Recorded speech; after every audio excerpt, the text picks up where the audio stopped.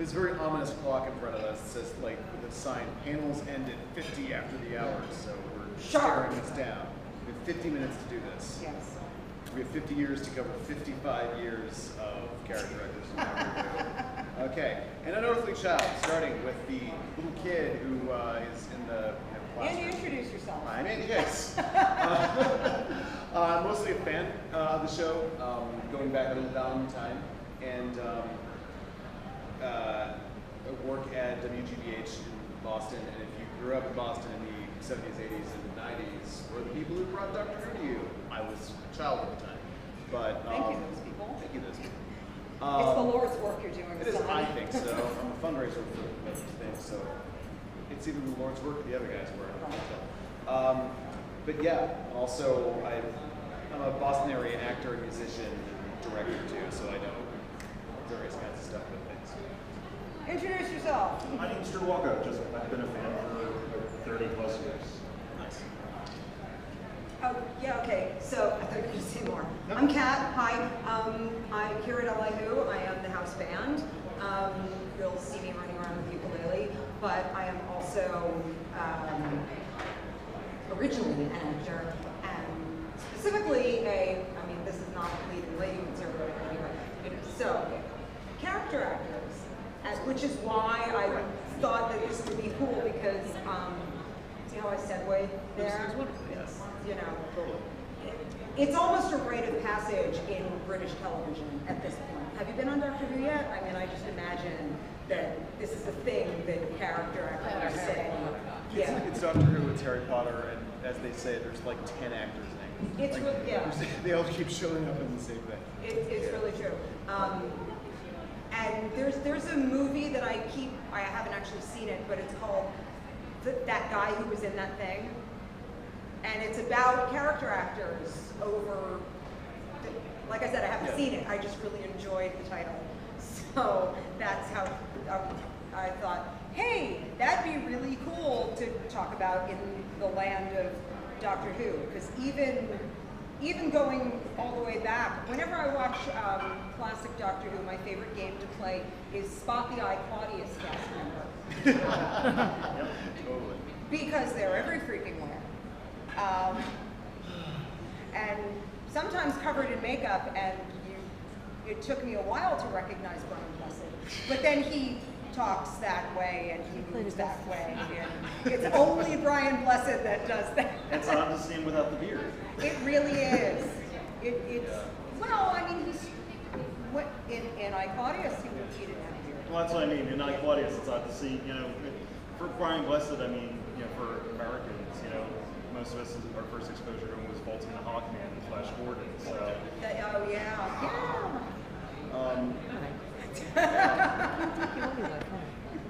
If anyone on to Mary Perry. Yes. Everyone loved that plot twist. Yeah. I did actually. I was happy. Listen, Perry she put up with so much crap. She was such She has a. to put up with being married to Brian Blessed. He was a lot nicer to her than the Doctor was a lot of the time. Okay, look. So, hi, have we met? I bring everything back to a musical, but because my roots lie within musical theater. And is any of you guys? This is kind of a tangent, but it's a Doctor and Perry thing. Are you familiar with the musical Company? And if you're not, you should be. Yes? Yes. Okay. So you know, it's the little things you do together. That's about the Doctor and Perry in my head. That is so totally them. Thank you.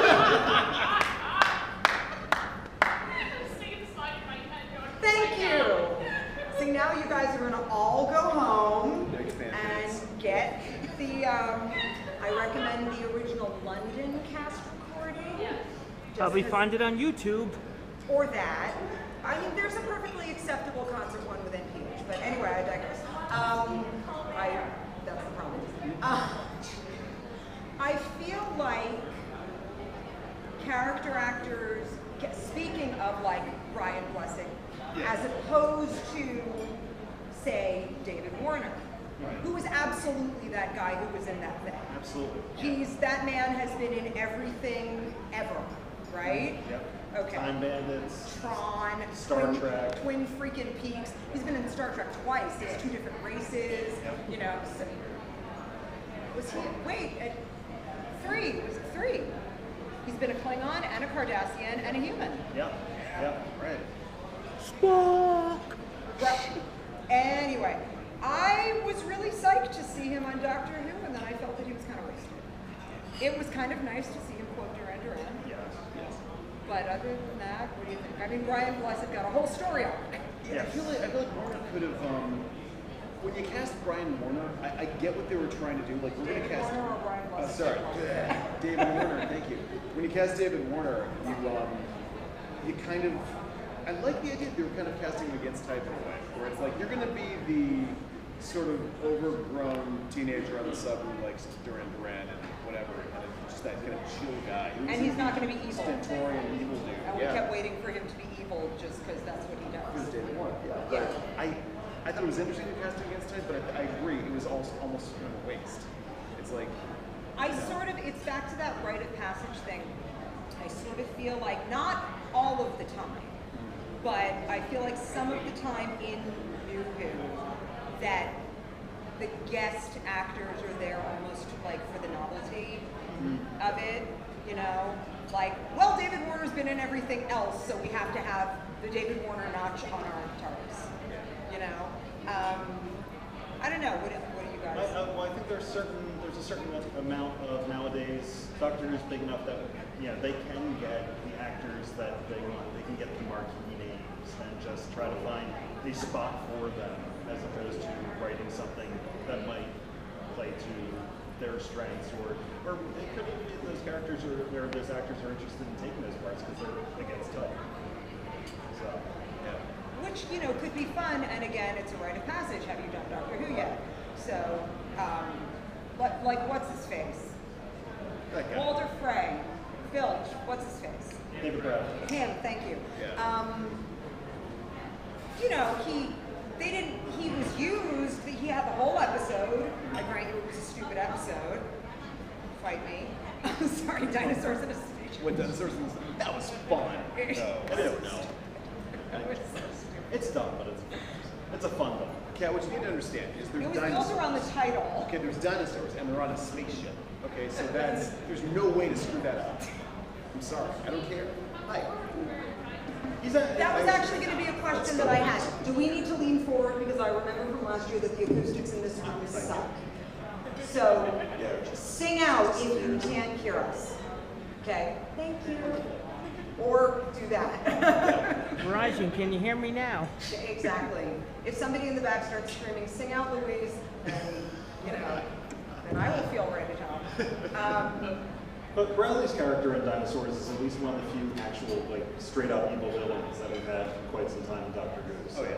Yes. So at least that part has that sort of scenery chewing. You know, there's some of the really sing his teeth into. And then we got him as William Hartnell. Absolutely, it's brilliant. Flipping amazing and utterly charming, and it was almost enough to make me forgive Walter Frey for all of the things. Almost. Still slightly traumatized from the Red Wedding, but you know, I don't think that ever goes away. Am I the only person who actually kind of liked Reece Shearsmith as the second Doctor? In the one scene he was in, he was playing Patrick. Yeah, he didn't have a whole lot to do. Yeah. So I mean, physically it was close enough. Yeah, there wasn't a whole lot of it there. So. But he did the face perfectly. Yeah. The sort of amused kind of Troughton face. Yeah. Okay. It's kind of, and then I read like everybody hates it. But there's always at least one episode in every season of Doctor Who where I'm the only person in the world who enjoyed it. And I'm surprised to find out that say, you didn't like Victory of the Daleks, really? Come on, there's Churchill and Alex, and then the scene with the robot guy on the floor, and he's like, I'm human, no, I'm not like That one a lot. I like that one a lot. I like everything in season 5. Even series 5 was just a strong season across the board. Even where it was weak, it was still pretty good. Yeah. You know, so, but that's a whole other panel. Right. That's a whole other panel. Say the thing that you said to me yesterday about Patricia Quinn. Yes, okay, Because so, I felt that she was wasted. I felt like she was there for the novelty, and then I mean, the thing about she was not after one episode. the thing about Dragonfire. Who here's seen the Seventh Doctor story Dragonfire? All right. Dragonfire was the first time you see Ace. It's an old story from the '80s, from a season that is not that well regarded. It gets better, and I think it's part of the show improving, but it sort of has some problems. But there's this. I really like that season too. But I think that a lot of people sort of don't like Time in the Running Stuff. But you've got Dragonfire. Dragonfire is an episode ostensibly about a treasure hunt on an iceberg. But you also have all these crazy film references, and not just film references, film theory references being thrown in. So the main villain's face melts like in Raiders of the Lost Ark. His name is Kane, like Citizen Kane. There's all these sort of like attempts at different shots and angles that are references to other things. The Doctor has a conversation about, semiotic thickness of a text with a security guard at one point. And Patricia Quinn from the Rocky Horror Picture Show. And I Claudius, And other things. She's in it. As Primarily. sort of as like the bad guy's, little stooge type person. Like a henchman. Yeah, henchman, basically. She says, who here has seen Rocky Horror? Okay, more people have seen Rocky Horror. She literally says in the episode, "Oh, you lucky, lucky people." As in, he's lucky, I'm lucky, we're all lucky! Like that. And it's like they're referencing this wonderful like cult thing. I agree she was sort of wasted, but it was fun. But Yeah. but I feel like that was an example of stunt casting. Totally. Absolutely. We got her in there for the fun of it, but not because she's had one. Yeah. And honestly, There was a lot of that in the 80s, where it's, you have whatever carry-on actress that you can find, like Joan Sims in Trial of the Time Lord, or it's just somebody who's JNT was into those sort of light comedy or variety actors just for the name, getting them into the show. oh, let me tell you something. When I was first watching Six and Harry, and this was only like last year, I'm watching it and I'm like, wow, this is getting 80s-tastic. This is so amazing. Where's Alexei Sale? I need for Alexei Sale to be in here. And then like within 2 episodes, and he there shows up he in was. Revelation of the Daleks, absolutely. But I loved him. I thought he was great and he was used really well. And Nicola Bryant actually shared a fantastic story about him because I'm a big fan of the young ones. And you've seen the young ones. I like you. You know all my things. We have to be friends. She knew Company and she knew the young ones. Yeah. Kinship. I'm not alone. But she tells this. I mean, he was a relevant comedian at the time. He was already a name, but when he was on the young ones. And this apparently during, they're chatting while they're filming Doctor Who. And he said to her, if you don't mind, she said he was sweet as pie and absolutely lovely.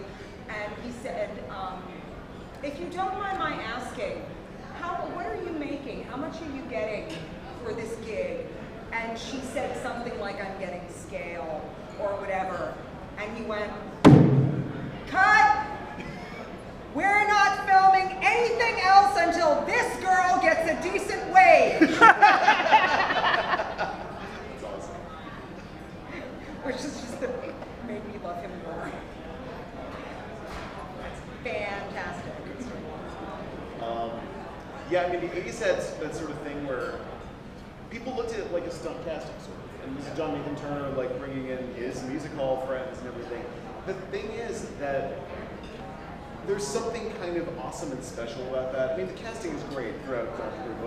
Most casting people who can act and actually act convincingly scared at what is literally a man in a cardboard They're box. emoting at a guy with a plunger. Exactly, yeah. And that's, that's theater. That is like, you have to do theater. You have to you can't recreate actual giant dragons when you're doing a show with giant dragons unless you have a huge budget. Most of the time it's like, there's something off 6-inch stage. model. But, so that's where whole tradition kind of works out. And John Nathan Turner starts casting people way against type, where we've got the story Earthshock, Space Marines, Cyberman. We've got this tough, like Ridley-esque sort of female captain type, and she's there, Ridley-esque, sort of movie type.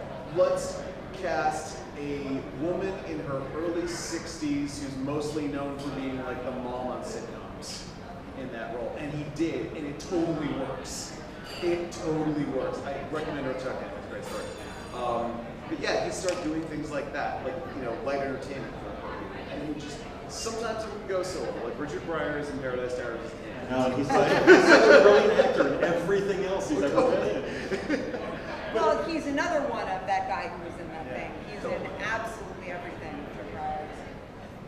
But it works with Nicholas Parsons and Curse of Fenric, where he's such a good performance, and he's a guy who's known for in England for doing games as a game show host. Imagine Pat Sajak giving an Emmy award-winning performance. Absolutely. It's basically that, yeah. Give me the award, I'll exterminate you. See, that's interesting. I didn't know that. I mean, because like back to Brian Blessed, he's playing basically a Brian Blessed type. Yeah. Right. There's nothing groundbreaking or against type about his thing. Mm-hmm. And Alexei Sayle was kind of being, so I mean, I think sometimes that happens and sometimes it doesn't. That always makes me, again, everything comes back to ridiculous things in my head. It always makes me think of the Muppet Show when people were guests on the Muppet Show. They gave them the opportunity to do stuff that they never got to do in the rest of their career. Like the opera singer Beverly Sills was on and they let her tap dance because she could tap dance, and who knew? Right. So, which if you've got the clout, if you're established and you can do that. Also, I'm going to say this to you: you will never ever convince me that the Sixth Doctor's Code did not coincide with the West End opening, the Broadway opening of Joseph and the Amazing Technicolor. You will never convince me that they are not kinship, because that is a dazzling coat of many colors right there. How the Doctor loves his coat of many colors, and not really. So, yeah. And actually, if you didn't get that one, that's okay, because it's ending with what so, you're better off. You're better off. It's okay.